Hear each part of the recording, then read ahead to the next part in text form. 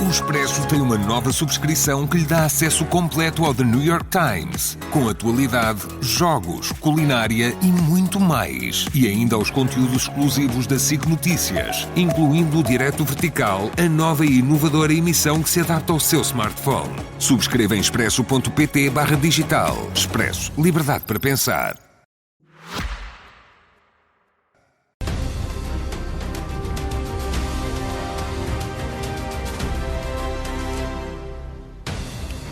Boa noite e muito bem-vindos. Estamos a 37 dias das eleições presidenciais e hoje o frente a frente na RTP é entre Catarina Martins e Luís Marques Mendes. Muito boa noite aos dois e muito bem-vindos mais uma vez à RTP. Vamos ao assunto que marcou a semana, a greve geral de ontem. A Ministra do Trabalho, hoje mesmo, Catarina Martins, ditou o sorteio. A primeira pergunta é para si, terminará Luís Marques Mendes. A Ministra do Trabalho convocou a UGT para retomar as negociações na próxima terça-feira. A pergunta é o mais concreta possível. Parece-lhe que é possível e útil, e sublinho as duas palavras, possível e útil, que haja um acordo entre o Governo e a UGT? Bem, antes de mais, muito boa noite. Cumprimentar Luís Marques Mendes, cumprimentar Carlos Daniel, quem nos está a seguir neste debate. Repare, o Governo colocou-se numa situação impossível, porque desde ficou num beco sem saída, ficou nas mãos do Chega com o seu autoritarismo, a sua incapacidade de perceber o país. Eu acho que a greve foi um enorme sucesso, porque foi uma lição de unidade, uma lição de solidariedade, de gerações diferentes a lutarem pelos direitos de todas as gerações. Quando estão a lutar pelos direitos do trabalho, também estão a lutar por um modelo de economia melhor e, portanto, acho que é aqui uma força de um país que quer viver melhor e não numa corrida para baixos salários. Enfim... Já me respondeu ao possível. Disse-me o Governo colocou-se numa situação impossível. Mas vê utilidade no entendimento? Eu acho que os sindicatos negociam sempre. Agora, o que o Governo está a propor é normal que não tenha nenhuma possibilidade de entendimento. Por dois motivos que eu tentarei explicar muito brevemente. O primeiro motivo é porque o que o Governo está a propor do ponto de vista laboral, ou seja, as alterações que propõe, põem as pessoas em Portugal a trabalharem mais horas, por menos dinheiro e mais precárias. Todas as gerações de formas diferentes, e isto é inaceitável num país que já tem o problema que tem. E o Governo também se comportou mal pela forma como tratou os sindicatos. Tratou de uma forma arrogante, tentou desvalorizar a greve, tentou, enfim, dizer que a greve era uma greve partidária. Partidária só se foi por causa da proposta que o PSD fez com o apoio de IEL e Chega, que é inaceitável. E quando fez uma contraproposta ao GT, conseguiu fazer uma contraproposta que ainda era pior do que o pacote inicial, que previa, por exemplo, que mesmo quem tem um contrato permanente pudesse descer de categoria no seu trabalho e, portanto, de salário. Portanto, o Governo colocou-se numa posição impossível, apresentando uma proposta que quem trabalha em Portugal não pode aceitar e, ainda por cima, insultando os sindicatos. E é por isso que eu acho que entendimentos são bons, sim, mas não sobre isto. Precisamos de pensar, repensar claramente o que é que queremos do nosso país e que economia é que queremos. Eu ouvi Luís Marques Mendes dizer que tinha reservas sobre este pacote laboral que o Governo está a apresentar. E a minha pergunta é, o que é que mudava? É uma pergunta que eu aproveito, mas tenho outra para fazer também, junto claro. à que a Catarina Martins deixou. Boa noite também, Luís Marques Mendes. Boa noite. A minha pergunta, obviamente, não é para um comentador, é para um candidato a Presidente da República e tem a ver com isso. Enquanto Presidente, o que é que lhe parece que era aconselhável? O que é que aconselharia um Governo a fazer numa circunstância desta? Muito bem, já lhe respondo. Boa noite, Carlos Daniel. Boa noite, Catarina Martins. Boa noite aos nossos telespectadores. O que é que aconselharia? Indo direto à sua questão. Nós tivemos ontem uma greve. Eu acho que isso foi a democracia a funcionar. E qualquer democrata só pode ficar confortável com isso. Aqueles que entenderam fazer greve, fizeram. Aqueles que entenderam não fazer greve, não fizeram. E agora o importante é o passo seguinte. Que a situação está bloqueada, é evidente. Mais ainda agora que se conhece esta mudança de posição de André Ventura? Não, a situação está bloqueada, digamos assim, porque não há ainda nenhum tipo de entendimento. Agora, eu acho que é possível haver um entendimento e acho que é útil para o país se houver um entendimento. O que é que aconselharia? Eu tenho vindo a aconselhar, e hoje queria acrescentar duas questões novas, complementares. Eu tenho vindo a aconselhar duas coisas. Diálogo social entre todos e equilíbrio. Esta lei tem que ser equilibrada, porque uma empresa são os acionistas, são os gestores e são também os trabalhadores. E todos são muito importantes. Pois bem, eu acho que nós temos que nos colocar neste momento do lado da solução e não tanto do lado do problema. Se o assunto está bloqueado, vamos tentar desbloquear. Eu sugeria duas coisas muito em concreto. Acho que este acordo que está a tentar ser negociado devia ser um acordo mais amplo do que apenas o pacote laboral. Devia ser um acordo... não só com o GT? Não. Quer dizer, se for possível com outros também muito bem, mas com a CGTP é sempre mais difícil. Eu estou a pensar sobretudo nas entidades empregadoras e na UGT. Para lá do pacote laboral. Agora, o importante é que fosse um acordo mais amplo, que além do pacote laboral tivesse salários, política de rendimentos, formação profissional, até eventualmente política fiscal. Eu acho que isto dava mais previsibilidade ao país e dava também maior flexibilidade negocial a todas as partes. Segunda aos nota. patrões, ao governo e à UGT. Segunda nota, produtividade. O governo diz, e aí bem, que o objetivo destas alterações à lei laboral são... Qual é o objetivo? Ganhos de produtividade, melhorar a produtividade, aumentar a produtividade dentro das empresas. Muito bem, mas eu agora queria acrescentar o seguinte, mas se houver ganhos de produtividade, e nós esperamos que sim, como é que eles se distribuem? Qual é a parte que vai para a empresa e qual é a parte que vai para os trabalhadores? É 50-50? É 60-40? Ora, eu acho que também do ponto de vista negocial, sobretudo para a UGT, era importante que esta questão ficasse concretizada. E não no é tal difícil acordo concluir que das suas propostas resulta um recuo do governo, ou pelo menos uma aproximação aos trabalhadores. É isso mesmo. O que resulta é a sua palavra, exatamente. É uma aproximação na perspectiva de um equilíbrio. O senhor já está com vantagem de tempo, mas eu queria que pudesse responder à Catarina Martins. O que é que mudava? O que é que tem mudava? A ver com isto, com esta... O Presidente da República... Na lei, concretamente, na não, substância. Espera. Essa parte tem a ver com as três entidades que vão negociar. Um candidato a Presidente da República e que quer ser mesmo Presidente da República e que tem probabilidades de ser, os portugueses depois decidirão, mas tem probabilidades de serem, há uma coisa que nunca faz e há duas coisas que deve fazer. Uma que nunca faz, que é estar a intrometer-se na negociação e dar palpites neste ou naquele sentido. Isso um Presidente da República não faz. As duas coisas que deve fazer é apelar à negociação, que é o que eu tenho feito sempre, e também dar sugestões concretas e construtivas para desbloquear os problemas. Ou seja, colocar-se do lado da solução e não do lado do problema. Foi aquilo que eu acabei de fazer agora em instantes. Vamos ver se a Catarina Martins ficou satisfeita com a resposta. O que o Governo põe em cima da mesa é uma questão de regime. E é por isso que eu acho que uma Presidente da República deve ser clara sobre o que pensa nestas questões de regime. Porque uma fragilização muito grande de quem vive do seu trabalho é um problema para a economia, é um problema para os direitos de quem trabalha, é um problema até do próprio regime democrático, do sistema democrático, do equilíbrio de poderes. O Governo propõe que uma pessoa possa ser obrigada a trabalhar mais 2 horas por dia, 150 horas por ano que não são pagas por horas extraordinárias e a pessoa é obrigada a trabalhá-las. Isso é uma alteração no equilíbrio da vida que é insuportável. O Governo propõe, por exemplo, que uma empresa possa despedir toda uma secção e substituir todos esses trabalhadores por uma empresa em outsourcing. O que quer dizer que mesmo quem progrediu na carreira, quem sente que fez a sua vida, a sua profissão para aquele progresso, pode de repente ficar sem nada. E o Governo propõe que uma pessoa que nunca teve um contrato permanente, um jovem, possa, por essa razão, estar sempre a contrato a prazo. É caso para dizer que mesmo que um jovem conseguisse um salário que lhe permitisse comprar uma casa, que em Portugal é tão difícil, nem sequer um contrato tinha para mostrar no banco para ter um empréstimo. Isto é uma questão de regime que ataca toda a gente e é por isso que é importante termos posição. Mas admite que hoje está mais difícil uma aprovação parlamentar depois do que se conheceu de André Ventura e hoje não chega? É mais difícil, mas também precisamos nos perguntar o que é que o Governo quer. Porque flexibilidade, muito sinceramente, é o que dão as plataformas, em que, na verdade, ninguém tem direito a férias pagas e ainda tem de pagar uma comissão à plataforma. Não há... A ideia que é fundamental de nós termos uma economia mais qualificada, nós não vamos conseguir se continuarmos a empurrar os nossos jovens para a imigração porque dizemos que eles não têm lugar no nosso país. Não é por acaso que boa parte da nossa imigração está em países como a França, em que há 90% de contratação coletiva e, portanto, muito mais estabilidade no trabalho do que há em Portugal.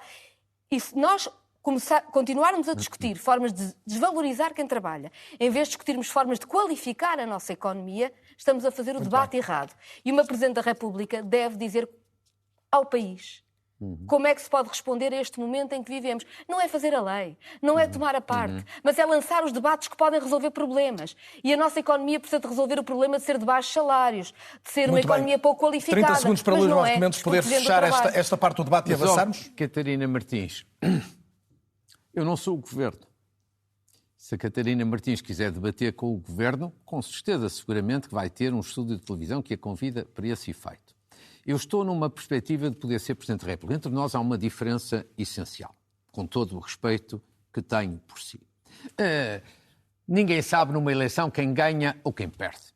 temos que ser humildes a esse respeito. Mas do ponto de vista das probabilidades, não é provável que a Catarina Martins seja eleita Presidente da República e há algum grau de probabilidade de ser eleito. E, portanto, um Presidente da República não deve intrometer-se na negociação. Um Presidente da República deve fomentar a negociação. Evidentemente que é preciso contribuir para melhorar os salários, nunca para baixar os salários, valorizar o trabalho, nunca desvalorizar o trabalho. Agora, isso é uma questão a negociar, sobretudo, entre empregadores, entre governo e entre sindicatos.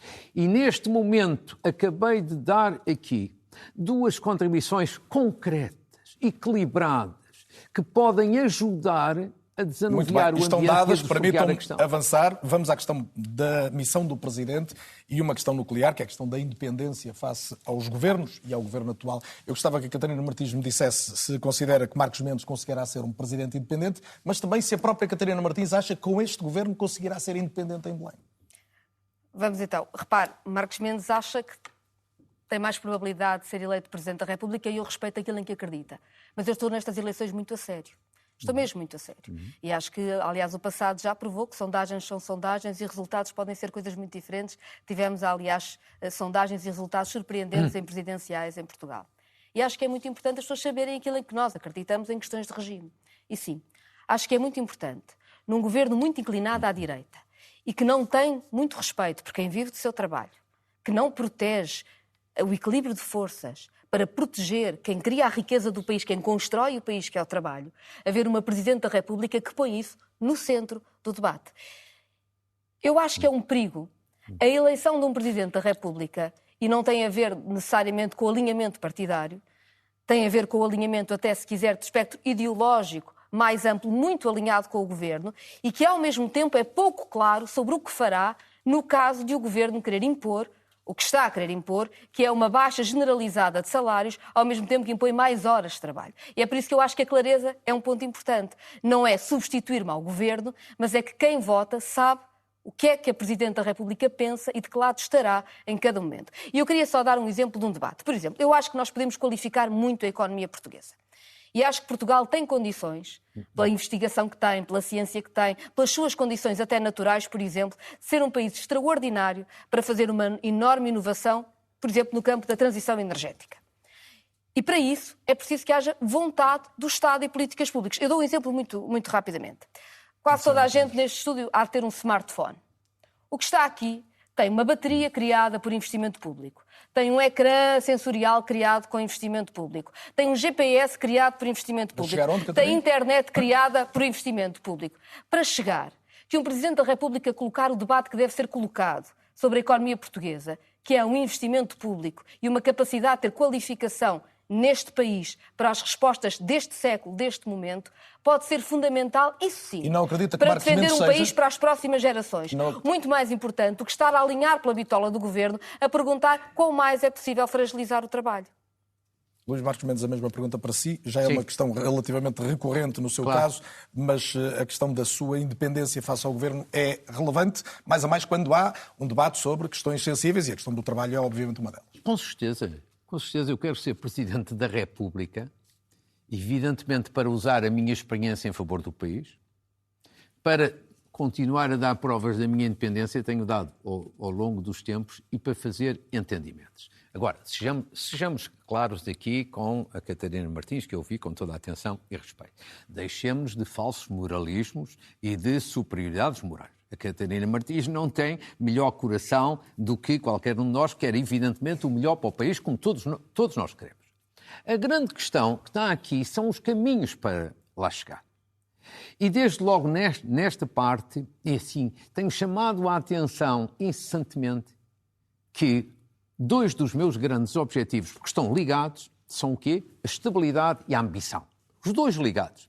Estabilidade porque o país precisa de tempo para apresentar resultados, dar respostas às pessoas. São os problemas da habitação, da saúde e outros, não há tempo para os resolver. E a esse respeito há uma divergência que eu tenho com a Catarina Martins. A Catarina Martins em 2022, provocou uma crise política, lançando o país na instabilidade, não aprovando um orçamento do governo de então. Mas deixe-me perguntar-lhe sobre isso também muito concretamente. O Presidente da República decidiu, nessa altura, dissolver o Parlamento e tinha uma alternativa. Podia, por exemplo, solicitar aos partidos, que na altura, ao Partido Socialista, que era quem liderava o governo, que apresentasse uma nova versão do orçamento. Isso era legal. Mas o governo, na altura, foi público e também nos órgãos próprios, o governo disse que não aceitaria governar em duodécimo nem apresentar... Não havia outra margem para o Presidente da República? Naquela altura não havia, mas havia para o Bloco de Esquerda a possibilidade de não chumbar aquele orçamento. E por isso é que alguém que é candidato a presidencial, com toda a legitimidade, e quer ser Presidente da República, tem aqui uma pedra no sapato que é inultrapassável. Ou seja, pode falar de estabilidade, mas no momento próprio provocou a crise e a instabilidade. Segundo, ambição, que é aquilo que eu quero para Portugal. Não sou o único a querer. Não sou o único.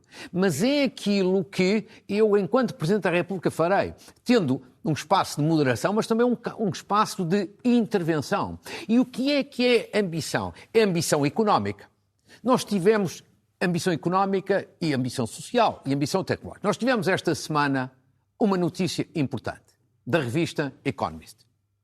Colocou Portugal como o melhor país, a economia do ano entre 37 países.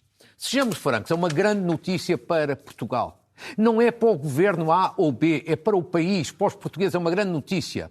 Prestigia Portugal lá fora, ajuda a elevar a autoestima nacional, isso é importante. Agora, não podemos ficar por aqui. Evidentemente que esta notícia foi importante, mas precisamos de fazer chegar os dados económicos até ao bolso das pessoas e estamos a crescer na ordem de 2% ao ano. Precisamos de crescer 3% ou mais por cento ao ano.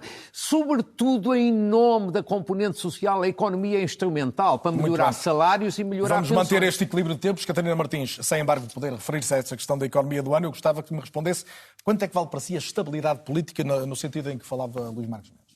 Vale bastante no cumprimento da Constituição. Eu registro, por exemplo, que Marques Mendes reconheceu em 2018 como eu cumpri tudo o que acordei e o governo de 2015 e 2019 foi um governo absolutamente estável. Eu cumpro o que está acordado. Mas registro também que Marques Mendes vem dizer, e eu isso acho irresponsável, que faria o mesmo que Marcelo Rebelo de Sousa fez. Repare, nós tivemos eleições sucessivas em que o atual Presidente da República foi aliado de governos que decidiram fazer chantagens contra o Parlamento para provocar eleições quando lhes dava jeito. Aliado dos governos de António Costa. E acabou por fazer o mesmo de alguma forma com Luís Montenegro. E nós temos aqui um problema, que o nosso sistema é um sistema parlamentar. E os orçamentos de Estado não são moções de censura. Os orçamentos de Estado são decisões que é importante manter e em que é importante o Parlamento discutir a vida real das pessoas. E se um Presidente da República deixa que os orçamentos sejam usados pelos governos como uma espécie de moção de censura, conforme lhes dá jeito no calendário eleitoral, nós passamos a vida enredados em taticismos partidários eleitorais e nunca o Parlamento é obrigado a debater realmente a vida das pessoas e as soluções. E eu acho isso irresponsável. Acho mesmo isso irresponsável porque eu tenho uma visão diferente da estabilidade, que é, por exemplo, saber debater a vida das pessoas, saber colocar os debates que eu acho que são fundamentais no país para não deixar ninguém abandonado, porque temos pessoas demais abandonadas no país. É também por isso que eu acho que é irresponsável achar-se que não é preciso dizer ao Governo que um pacote laboral que baixa salários é um erro num país de baixos salários, ou olhar para a notícia do Economist e não ler lá que a notícia diz que não contou na inflação a inflação alimentar. E nós sabemos que uma fatura de supermercados está a ser tão dura para tantas famílias em Portugal, ou não ver o aviso que a própria Economist faz, que a nossa economia está muito assente no turismo e por isso é muito de baixos salários. E é por isso que eu acho que uma Presidente da República que tenha uma visão diferente do Governo, com certeza terá uma relação boa e institucional com o Governo, como deve ter, no âmbito da Constituição, mas que saiba lançar debates de outra forma, pode desbloquear o país. Porque simplesmente dizermos que queremos ambição, mas sem colocar nenhuma proposta, nenhum debate concreto em cima da mesa, parece-me irresponsável para um país que vive tantos bloqueios. Vamos à réplica de Luís Marques Mendes, com esta nota fala de estabilidade, mas, ao contrário de Catarina Martins, compreende melhor as razões das dissoluções. Não, mas primeira questão, Catarina Martins não explicou porque é que em 2022 lançou o país na instabilidade. Bom, essa é que é uma questão objetiva. Antes da decisão do Presidente da República, o Bloco de Esquerda abriu uma crise. Isto é objetivo, é inatacável e não há uma explicação sobre isso. Portanto, fala-se de estabilidade, mas pratica-se em instabilidade. Diz-se uma coisa e faz-se outra. Isto é que é objetivo. Segundo ponto. relativamente à situação do país. O país que não tem a estabilidade tem muito mais dificuldade em ter ambição.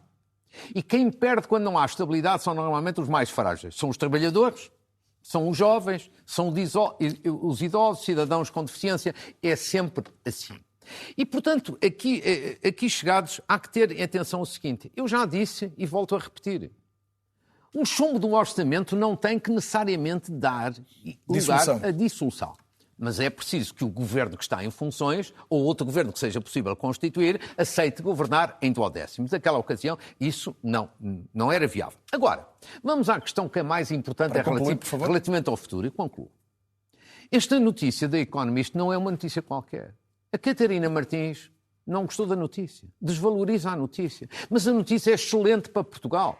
E até lhe vou dizer mais, evidentemente que há mérito aqui, com certeza, do Governo que está em funções, como haverá algum mérito também do Governo anterior a este. Deixe-me partir desse... Agora, o importante é isto. Repare, não sou eu, porque sou desta área política a dizer isto. Ainda ontem, ou anteontem, Manuel Caldeira Cabral, foi ministro do Partido Socialista, escreveu um notável artigo no Expresso e mostra, mesmo contra a opinião de alguns economistas, como todos aqueles dados que levaram àquela notícia são muito importantes. Deixe-me juntar aqui um dado que é do dia de hoje. Foi lançado um novo indicador do Banco de Portugal sobre o saldo migratório em Portugal, que dá conta de que a entrada de trabalhadores estrangeiros em Portugal caiu cerca de 40% na segunda metade de 2024, até por causa da atividade económica, do crescimento da economia, mas também das contas da Segurança Social e, obviamente, do próprio mercado de trabalho. Eu gostava da sua leitura sobre este facto, uma vez que parece haver uma relação relativamente clara com o fim da declaração de interesses decidida pelo primeiro governo Montenegro, que foi em junho de 24 e, portanto, logo a seguir há esta inversão de tendência. Isto preocupa-o?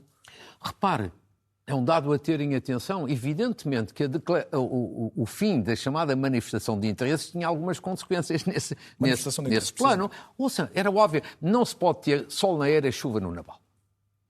Era importante naquela ocasião pôr alguma ordem na questão da imigração. Mas este número não obriga a repensar e a pensar em reabrir de alguma maneira as portas? Mas também as novas regras, designadamente a chamada Via Verde para a imigração, começam agora a desenvolver-se. Foi criado um modelo que é muito importante entre parceiros sociais, grandes empresas em geral, e também o Estado, para a chamada Via Verde para a imigração. Ou seja, uma entrada, mas com perspectivas de regulação e de integração. Mas essas medidas levam um tempo a ter resultados. E, portanto, esses dados que você apontou são importantes para serem acompanhados, são importantes para serem monitorizados. É uma diferença muito grande, permita-me dizer, 20 mil novas entradas na segunda metade de 2023 para 12 mil em 2024. E é aquilo que eu digo. É preciso haver equilíbrio entre regulação e integração por um lado e a economia por outro, porque evidentemente que você chega à beira de empresas e queixam-se, de modo geral, da falta de mão de obra. Mas nós temos que ter aqui também a capacidade de dar tempo ao tempo para que as medidas, designadamente esta que aqui falei que me parece das mais importantes, surta efeito e tenha resultados. E, acrescento, o próprio Governo admitiu, pela voz do Ministro Carlos Amorim Amorim, que era preciso recalibrar a Via Verde em função dos resultados mais recentes. Mas esta nota de hoje, o que é que fala a responsabilizar quem, essencialmente? Eu peço desculpa, vou estar um bocadinho atrás, porque longe de mim não responder a alguma coisa. Percebi que Luís Marques Mendes queria manter o debate nas presidenciais e não nas questões legislativas, mas voltou a 22 e eu tenho todo o prazer em responder. Sabe, quando eu hoje vejo as notícias a dizer de tempos médios de espera em urgência hospitalar de mais de 20 horas, hoje, ou de mais de 18 horas, hoje, ou quando vejo as notícias que nos têm acompanhado nestes dias, de mulheres que dão à luz, literalmente, na estrada, eu sei que em 2022, quando disse que era preciso que o SNS tivesse muito mais capacidade, ou depois do Covid ficaríamos numa situação muito complicada, eu tinha, infelizmente, razão. Devo até dizer que, nessa época, acho que o governo de António Costa fez uma enorme injustiça ao Serviço Nacional de Saúde e até à Ministra Marta Temido e a toda a gente que trabalhou tanto durante o Covid e tão bem, não lhe dando as condições financeiras que podiam ter e não executando sequer o orçamento retificativo que nós tínhamos feito para dar mais dinheiro ao SNS, não executou e deixou o país numa situação muito complicada. E eu acho que nós temos que ser consequentes com o que dizemos. E na altura eu disse que não aprovaria um orçamento do Estado que fizesse ao SNS o que está a acontecer agora. E eu mantenho essa posição. E já Mas vamos o que ao nós estamos a SNS, discutir se é outra tivermos coisa. tempo. É a posição do Presidente da República. E o Presidente da República esteve mal. Porque negociássemos nós outro orçamento, teria havido estabilidade e teríamos talvez tido soluções para o E em Serviço relação Nacional à de Saúde. entrada de Mas em trabalhadores relação à estrangeiros, Catarina entrada, Martins, é repare, preciso voltar a facilitar as entradas? Repare, Carlos Abreu Amorim veio dizer que a Via Verde, afinal, não foi um sucesso. Ou seja, que a Via Verde não resolve. O projeto do Governo sobre essa matéria não é um sucesso. Mas era para recalibrar, foi a expressão que usou o Verbo. Sim, tá, mas é recalibrar, porque não funcionou. Ou seja, não querem abandonar, mas claramente os seus projetos não funcionaram. Mas eu queria dizer o seguinte, nós estamos a assistir, não é uma diminuição da imigração em Portugal, é uma diminuição das entradas em Portugal, que é vista pelos descontos na Segurança Social. É por isso também um bom dia para lembrar algumas coisas. A primeira é que, ao contrário do que muitas vezes ouvimos dizer, e sei que Marcos Mendes estará comigo nisto, ouvimos dizer aquelas mentiras sobre os imigrantes virem viver à conta dos subsídios, isso é mentira. Na verdade, pagam Segurança Social, pagam 450 mil pensões ao ano em Portugal e, portanto, é muito importante termos estes números. Se entram é porque há emprego e porque são necessários. Eu gostaria é que o emprego não fosse um emprego de baixos salários que acaba por empurrar pessoas para fora de Portugal, umas, e chamar outras que se vêm sujeitar a condições de trabalho que são más. Mas acho que é preciso analisar é preciso analisar a evolução do emprego e da economia para percebermos exatamente o que está a acontecer, sendo certo que, quando é mais difícil a regularização das pessoas que estão a trabalhar em Portugal, significa também que abrimos portas a mais esquemas de tráfico de seres humanos, a mais esquemas de exploração de trabalho ilegal, e é por isso que eu sou muito defensora de uma política humanista, de uma política de integração que permite, aliás, que o trabalho seja todo ele desempenhado em condições de igualdade. Temas, mas Marcos Mendes, só para concluir aqui, por favor. Muito rápido, 3 apontamentos. Baixos salários, Catarina Martins, eu também sou contra baixos salários. Portanto, deixemos também aqui de falso moralismo. A Catarina Martins não tem melhor coração do que eu. Eu nunca disse isso, repare que eu nunca disse tal coisa. Mas insinua não, e agora não fica mais fácil. Não, desculpe, já disse isso duas vezes, que eu quero não é verdade, eu nunca insinuei isso. Pronto. Eu sou bastante direta nos debates. Eu também. E, portanto, eu quero uma economia a crescer mais para ter melhores salários, já agora também, acrescento, melhores pensões para pensionistas e reformados. Também vieram a público hoje ou ontem alguns dados em que as pensões continuam muito baixas. Segundo dado, a questão da Via Verde, ainda na questão da imigração, evidentemente que aí estamos de acordo, queremos de facto uma imigração e com sentido humanista. Essa parte não há discussão possível. Agora, eu acho que se a Via Verde para a imigração, como eu já disse, precisa de tempo para apresentar resultados, se ela precisar de ser calibrada, alterada, com certeza que o devemos fazer. E o Presidente da República também estará atento a isso. O Presidente da República, eu não serei a Rainha de Inglaterra. Muito bem, vamos... Agora, só uma última nota. Saúde. Vamos já a isso, não, é que vai ser o tema seguinte. Permita-me só uma pergunta política a cada um e eu prometo que vamos à saúde logo a seguir. Catarina Martins, peço respostas concretas. A Catarina disse, comigo em Belém, numa entrevista à Lusa, o Chega nunca será governo. Eu pergunto como é que, se houver uma maioria parlamentar de direita, isso deixará de acontecer, e se o Chega liderar ou apenas integrar um governo, se para si é diferente enquanto Presidente da República. Eu cumprirei a Constituição estritamente, não darei posse a ministros que eu acho que não têm condições para desempenhar o cargo. Aliás, Jorge Sampaio fez o mesmo, como toda a gente percebe. Mas digo-lhe uma coisa, eu não deixo que estas eleições presidenciais sejam sobre um governo do Chega que não existe nem vai existir. Eu não vou fazer esse favor à extrema-direita, esta campanha eleitoral não será sobre isso. É minha, porque eu acho, muito sinceramente, que sendo eu bem-sucedida a colocar no centro do debate as condições de vida em Portugal, significa que estamos a fazer o nosso trabalho para que o ódio da extrema-direita, que não traz nenhuma solução, não continue a crescer. Agradeço ter sido uma resposta rápida e concreta como pedi, Luís Marcos Mendes. Eu também tenho uma pergunta, mas deixe-me colocar esta pergunta assim também sobre o Chega, porque disse que para dar posse a um governo do Chega exigiria um documento em que o partido se comprometia a não incluir normas inconstitucionais no programa de governo.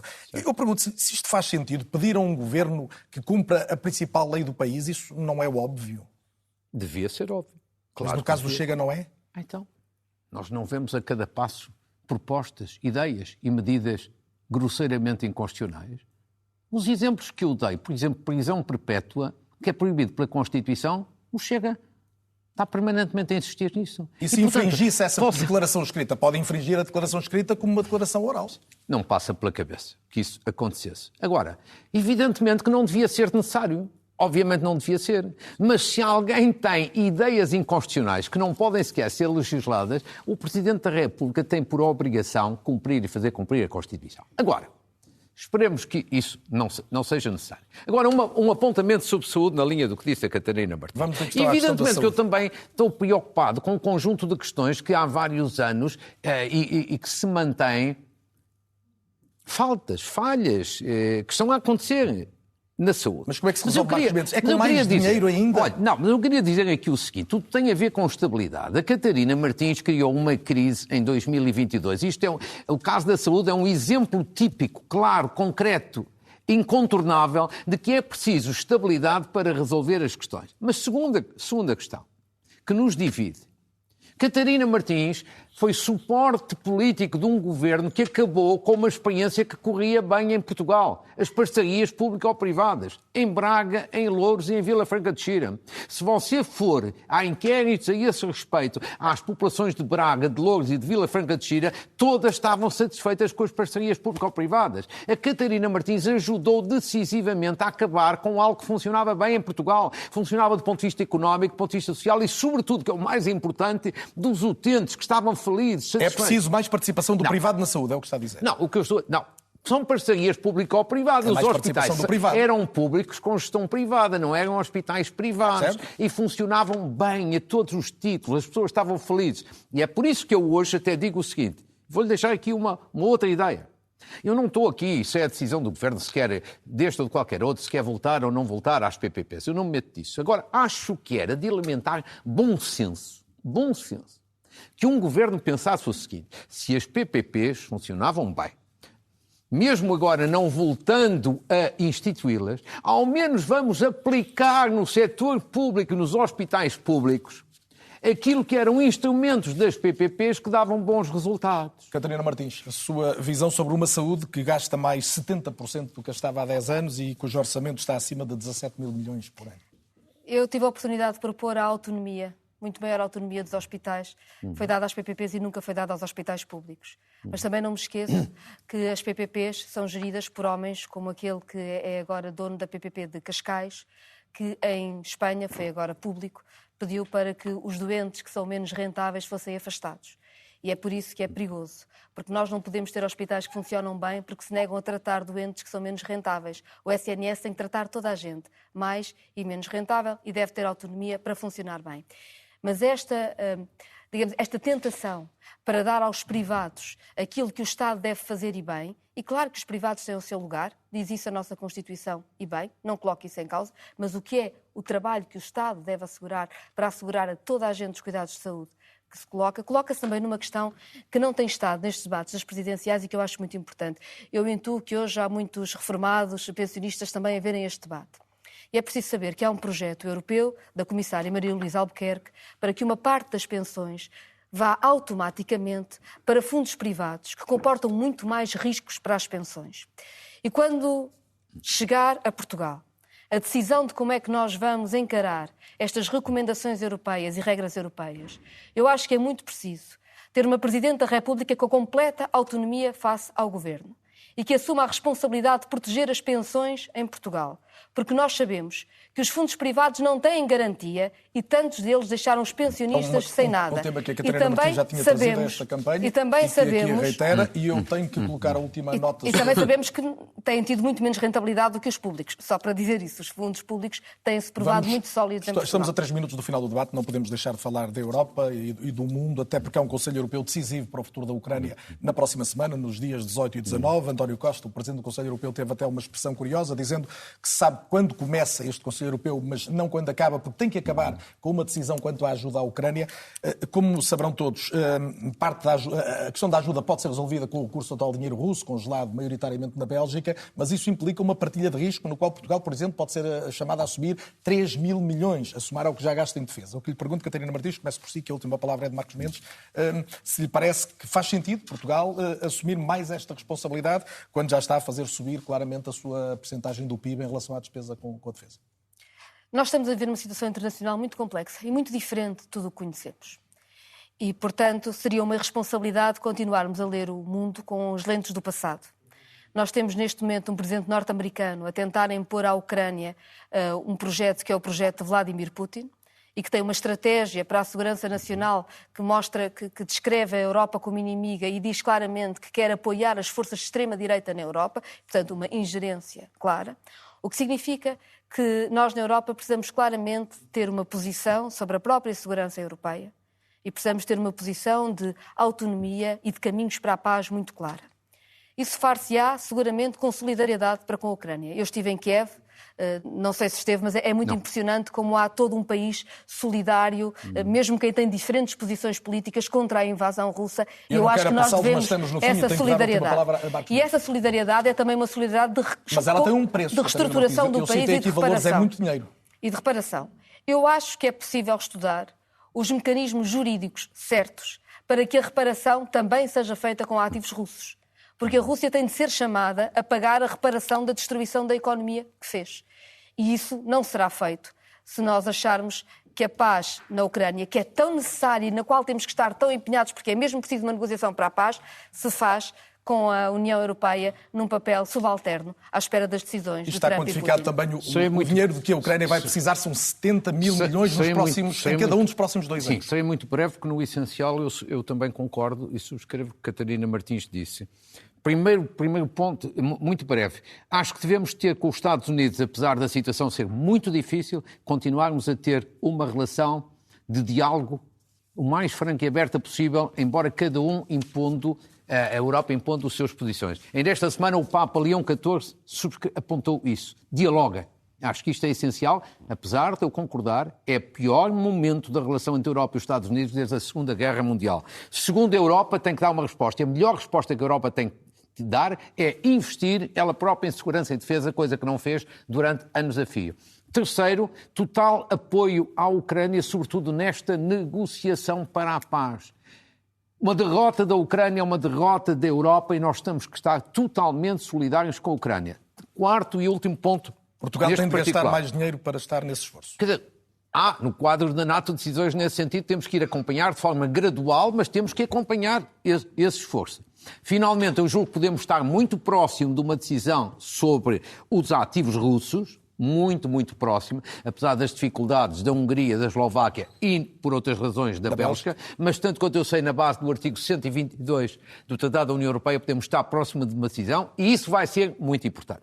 Temos que concluir, certo? Vamos concluir. Já está agora com 10 segundos de vantagem. Tenho de ter 30 segundos sobre um tema radicalmente diferente, mas não posso deixar de falar disso hoje, e acho que a Catarina Martins vai concordar também, que tem a ver com a democracia e tem a ver com a venda de jornais no interior do país. Como sabemos, está um problema sério de os jornais, sobretudo em papel, poderem não chegar a vários distritos do interior. Os diretores dos jornais todos hoje escreveram uma carta aberta e é por isso que eu acho que essa carta tem que ser saudada e tem que ser feito um apelo ao Governo para que invista a tomar uma decisão nesta matéria, porque isto não é despesa, é investimento pela democracia e pela coesão territorial do interior. Catarina Martins, foi um gosto tê-los esta noite na RTP, mais um frente a frente a caminho das presidenciais. A RTP mantém-se a acompanhar em permanência este percurso que nos levará a 18 de janeiro. Amanhã com mais um debate aqui entre António Filipe e André Ventura. Já a seguir, o rescaldo deste frente a frente com o João Adelino Faria na RTP Notícias. Boa noite, bom fim de semana.